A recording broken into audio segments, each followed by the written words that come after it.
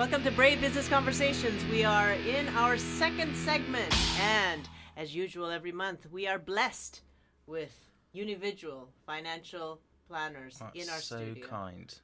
That's one of the kindest intros I think you've ever done. Yeah. It only comes around in November.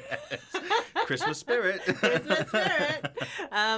Right, we've got Greg, and today we've got Greg Harris, and today we are joined by his colleague Simon Jones. Hello, Simon. Hi. Good morning, and or good afternoon. Good afternoon, sorry. We are talking about pre-retirement today. Why are we talking about this? So it's an area that we will almost undoubtedly do with clients and serve our clients with, and it's one that's often left either too last minute, I would say, or not really considered early enough on in sort of conversations, but also sort of focusing more on business owners. They are typically and notoriously bad at retirement planning. There's that old adage of, well, my business will fund my retirement, whether it's through I'll live forever. Or I'll live forever and want to work forever, which obviously we know isn't always possible. So it's something we come across a lot of.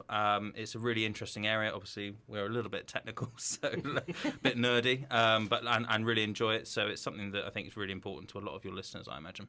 And next month, we're going to talk about post-retirement. We are indeed. Gosh. So it's a bit of a two-parter. So pre-retirement, post-retirement, we're expecting you to have your retirement for a month. That's it, and we'll be back, right? Okay, Exactly. Great. So we'll be back with more of expert tips from Unividual after this.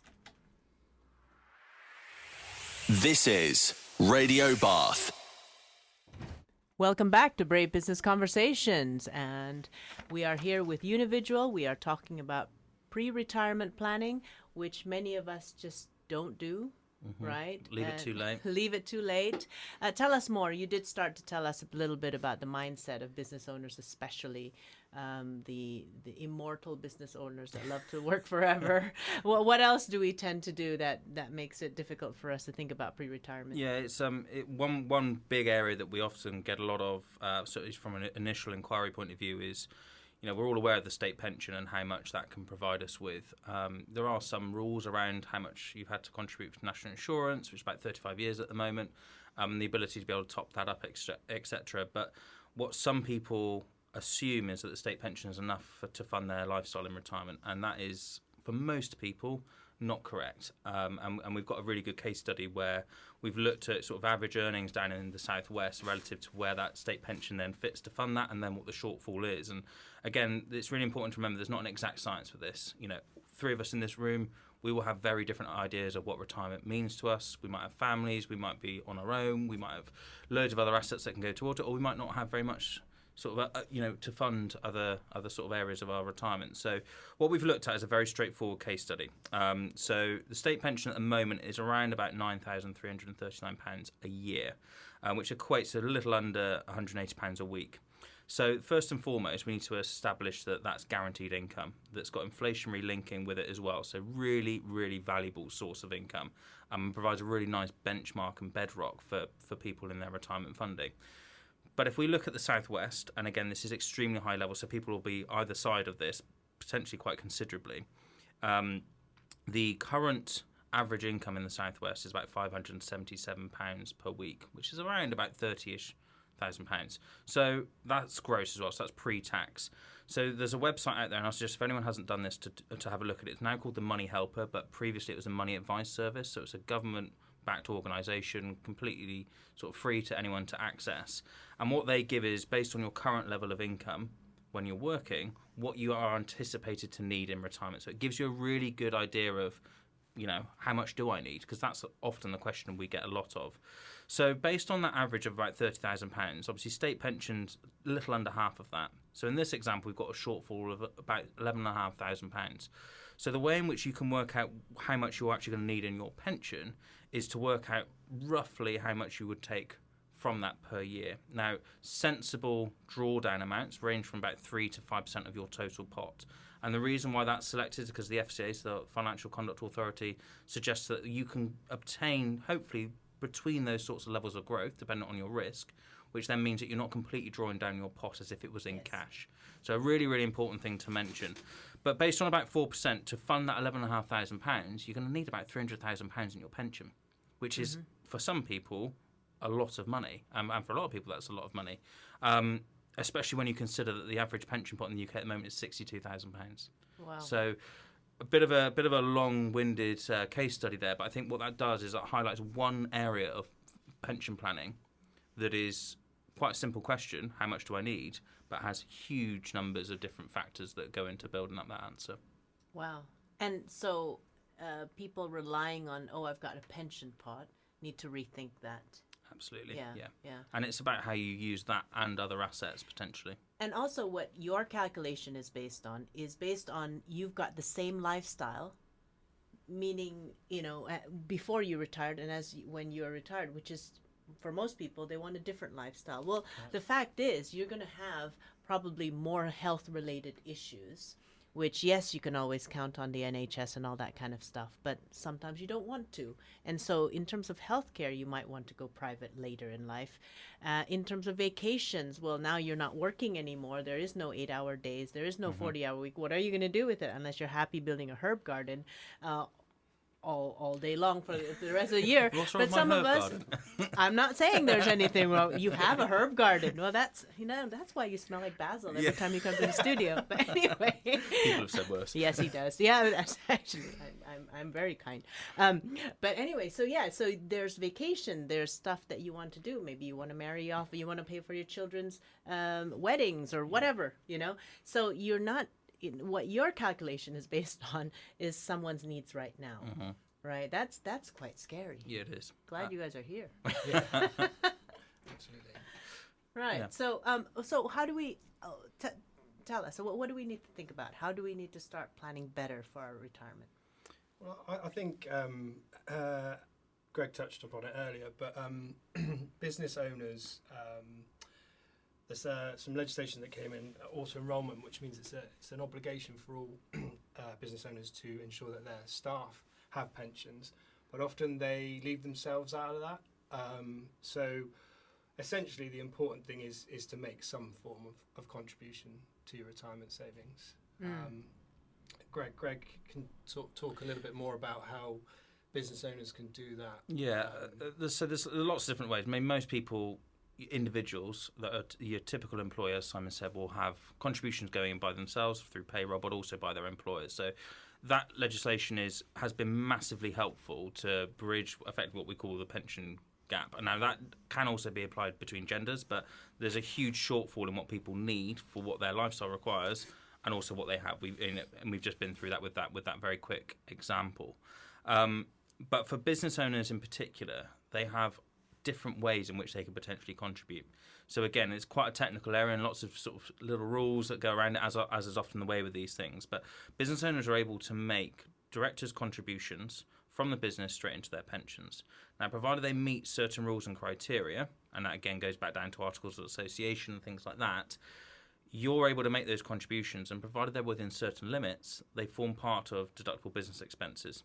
So things in the same way that more traditional PAYE remuneration would also fit. So you've got a huge potential saving there from a corporation tax perspective, but also because it's a contribution going into a pension and you're not able to access that money necessarily straight away, there's no personal tax consequences really there either. And what's the maximum you can do that with for a year? So at the moment, annual allowance is around £40,000. Now, there are rules about being able to bring forward unused allowances, and it's all got a time with remuneration and levels there. So high level, £40,000, but it will depend on the individual and what they're contributing elsewhere, if they are, and what they have contributed previously in years. So in best case scenario, if a business owner is very cash rich within their business and they haven't made any contributions into pensions in the last couple of years but have a UK pension, they potentially are able to put in £160,000 in a given year. Now, they would get corporation tax relief on all of that £160,000. That's amazing. Which is huge, isn't it? You just take 40K of your cash every year and just give it to yourself. Absolutely. Okay, you can't touch it, but sometimes that's a good thing. Yeah, Definitely. I remember when I was in when I was in my 20s, right? I would make sure that I think the maximum at that time was 20% of my salary would go directly into a shareholding option by the company, because it was a multinational company, and I just didn't want to see it, because when I see it, I'll spend it. Yeah. you know. And Simon's got some really good information about sort of like good money habits and sort of getting into it's a bit habitual sort of processes Right. with this. Yeah. But first, we're going to listen to some music and some ads, and we're going to get back to Simon's healthy financial habits after this. Made locally in Bath. This is Radio Bath. This is Brave Business Conversations, and we're still with Unividual Chartered Financial Planners. Simon Jones and Greg Harris in the studio talking about pre-retirement planning. Simon, you've got some healthy financial habits for people who want to enjoy their retirement instead of being stressed out. Yes, yeah, absolutely. Thanks, Cynthia. I think for me, when I talk to my clients, I think one of the most important thing is to start with your destination in mind. So where it is you're trying to get to.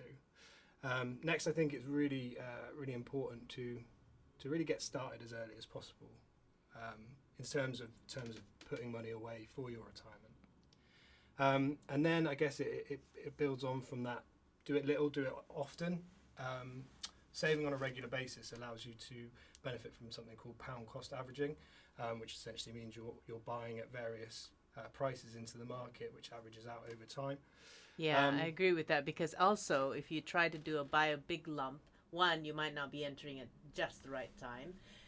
And sometimes you do need to wait it out a little bit, and actually wanting to make it as a habit, right? Because we are talking about habits. It's not great financial one-time business tips, you know what I mean? Yeah, no, And then nice. forget it tomorrow. It's kind of like, I want to go on a diet. I'll stop eating brownies today, but that's it. Yeah. Absolutely. And habits, yeah, you've hit the nail on the head. Yeah, creating a habit by doing something repeated over time, as I said, benefits from the pound cost averaging. But what's an interesting phenomenon is once you get used to that money not being part of your monthly expenditure, over time you start to forget about it. And then it's just happily building away. And one thing you touched upon a moment ago as well is not accessing it. And that is one of the benefits of pensions. Under the legislation, you can't access your pension currently until you reach age 55. It's going to go up to age 57 in 2026. So that's where that kind of hands-off approach of investing really helps within pensions. So yeah, really start early, do it little and often, and create those habits, really, Cynthia. It's kind of like finding a 20 quid bill in your jeans pocket just before you put it in the laundry, isn't it? You've forgotten about it, or you're stuffing things in bags just to go to charity. You check all the pockets, you see, get a tenner in there. Oh my God. And then we put that in our pension pot and not touch it. Absolutely. Because that's the key, isn't it? I'll tell you what, a big holiday in retirement. No, I didn't say that. Yeah, no, I think it's great. And I love what you said up front was begin with the end in mind, because that's the difference between making it such a struggle versus making it that, or making it like fun. Right? Saving should be fun if you know that cruise is one of the things you'd like to go through, you know, after you retire. Completely agree. Yeah, I think people who don't have fun with savings tend to have this spending binge. You know, you're like, oh, I'm just stressing out and I'm going to save money. And then the first thing, Black Friday sale is coming up, you know, and suddenly, boom, and you justify the heck out of your spending.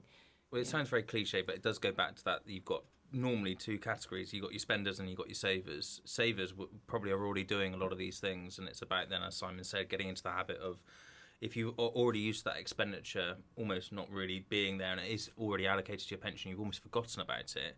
Well, if you've already got to that point in time, that probably means that you're ready to increase the amount that you're putting into pensions. You know, just because you are putting £100 a month away doesn't mean that you need to do that from age 20 to age 60. It's all about sensible increase in line with affordability, which is a really interesting point, because you often see people that forget that level of expenditure and then are happy to sort of put more away, which is so important about keeping up with the cost. So that's interesting.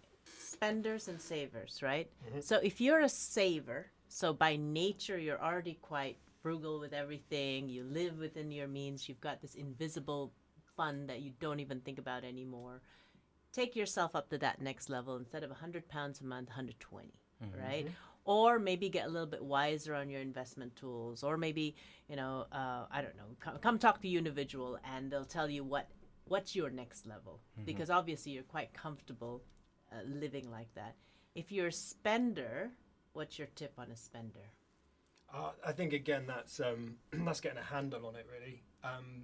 Another exercise I do a lot with clients is just monitor your expenditure over sort of a 3-month period, because typically what gets measured gets managed. So if you're looking at what you're spending, it's very easy, I think, especially in this contactless society, that you can just go about sort of tapping your phone or your watch. They increased it to £100. Did you know that? The contactless limit is £100 now.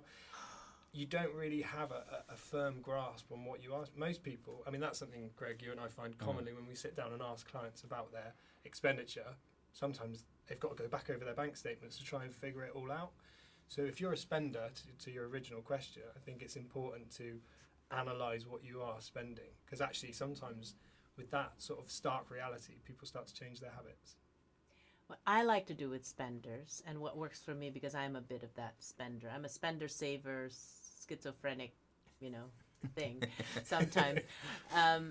What really gets me is having a vision. It doesn't have to be a vision board, but having a dream, having something to look forward to, and then doing my monthly cash flow and monitoring what I spent it on. I used to collect receipts because bank statements were very simple back in the days. But now, with everything in the bank statement, I don't really need to collect receipts, everything. And I don't have a credit card. I just have a debit card. And so it goes out. And so looking at what I want, let's say I want to take this vacation, or I want this kind of, buy another property in the UK, for instance. And then oh my God, I've spent just that much on really non-essentials, wakes me up. And I'll be the most frugal person you've ever met for the next coming months. And then I'll have to repeat the exercise again, because my schizophrenia would kick in by a couple of months. I mean, it's interesting you say that, because you can get really technical with this. And obviously from a financial advisor's point of view, we do, and we have to. And it's something that we need.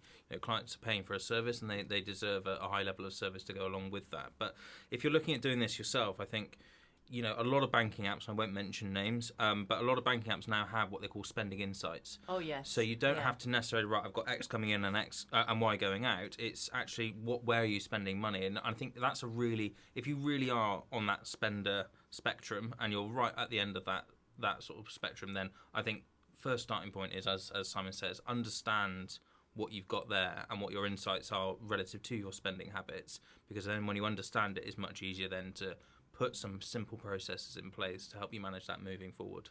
It's interesting because spenders, I think psychologically, there's that frustration that they have that makes them spend more. Like, let's say they've tried to figure out pensions, they don't know how. Or they've tried to save money, they don't know how. And then they say, oh, fudge it all, I'm just going to spend it all 1 week, And that is where I think I've gotten a lot of insights from financial planners like yourselves, because one, it's not as hard as we think. No. Okay, it's vague and whatever technical as we think. Well, technical would be your jobs anyway, not mine, right? And if it is technical, then someone like you would be there to help. So if you are listeners, if you are out there, you're a spender. We all know we're spenders, right? And you think you're just doing it out of frustration because you really can't get a grasp on all this. I think the best thing to do is just to call a financial planner. If you want to call Unividual, great. If you've got your own, great. But just have a technical expert to just go through it with you and to give you that sense of relief, so you're not spending because you're stressed. Couldn't have said it better. That's right. Okay, we'll be back with more after this.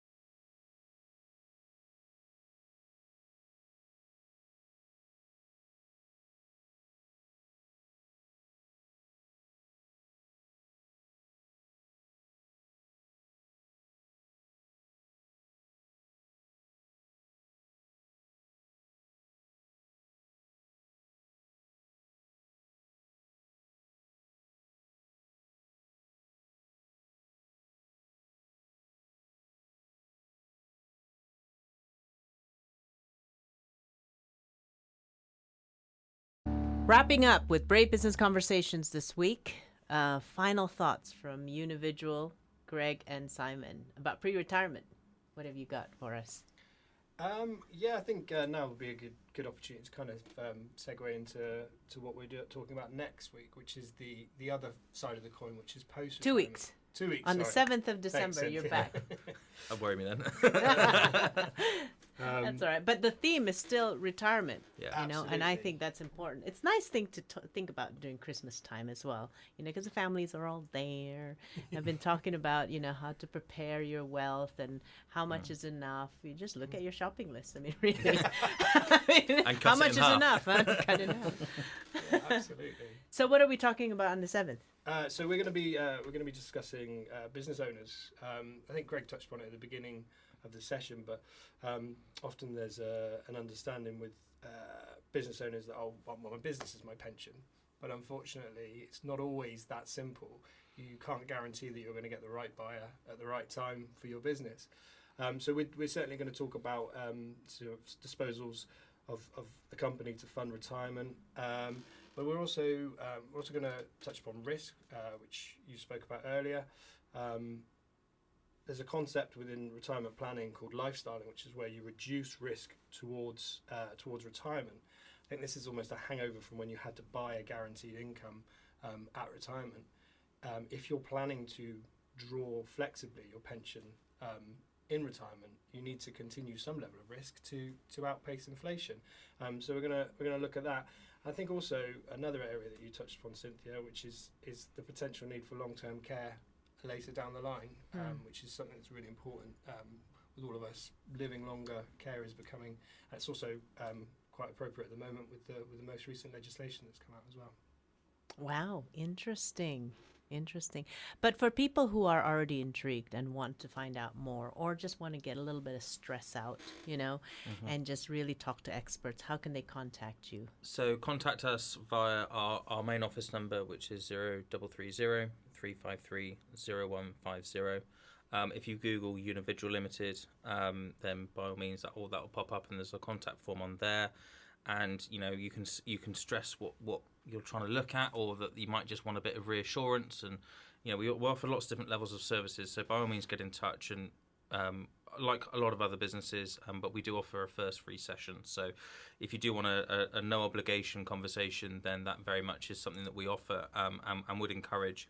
But then if you're looking for someone more local to you, then by all means have a look on that Money Helper Retirement Advisor Directory. It's a really good starting point, and you can see the different levels of advisor that you've got out there, because lots of different advisors, lots of different levels of service, and it's normally it takes a couple to interview before you find the right match for you as a family or an individual. Yeah, absolutely. Well, thank you so much for being on the show. Us. Thank you very I much. think it's been an eye-opening thing, and the question is, what do you want to retire to? How much is enough? And what types of financial habits can you start doing now so that you can retire and you can achieve that for you and your family? Thank you very much, Unividual. And let's try that again. That's Unividual, Vidual. And I'm looking forward to have you back on the 7th. Yeah, Look really forward to it. too. Nice to see you.